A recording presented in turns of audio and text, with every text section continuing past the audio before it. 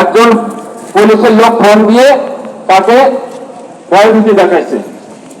তো যেহেতু আমি প্রথম যেদিন আসছিলাম মনে আছে জিস 2000-এ, তখন তোমাদের কাছে আমি একটা কথা দিয়ে গেছিলাম যে আর কেউ হয়রানি করবে না। ওখান থেকে আচ্ছা, ওখান থেকে যাওয়ার পরে শোনো, ওখান থেকে যাওয়ার পরে আমি প্রত্যেকটা যে ইনকোয়ারি ছিল পাঠানো হয়েছে বিভিন্ন থানায়, প্রত্যেকটা থানার ওসির কাছে আলাদা আলাদা ফোন করেছে, ইনকোয়ারি ছিল আমরা ফেরত নিয়ে আসছি।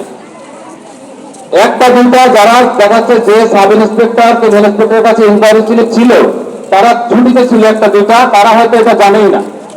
তারপরেও গত কালকে যাওয়ার পরেও কিন্তু সবার কাছে আমি আবার ফোন দিচ্ছি। কালকে তোমাদের যে বিষয়টা সেটা হচ্ছে যখন এই অভিযোগটা পাইলাম আমার কাছে মনে হলো এটা তো হওয়ার কথা না। পরে এই নাম্বারটা আমরা আবার পাঠাইছি, নাম্বারটা দেখা গেছে যে এই প্যাসিফিক জিন্সের ভিতর থেকেই এই ফোনটা দেওয়া হয়েছে। এখন তোমাদের লোকজন যদি এইভাবে উস্কানি দিয়ে আরেকজনকে ফোন করে তাহলে এটা আমার জন্য খুব দুঃখজনক। আমি তো তোমাদের সমস্যার সমাধানের জন্য আসছি।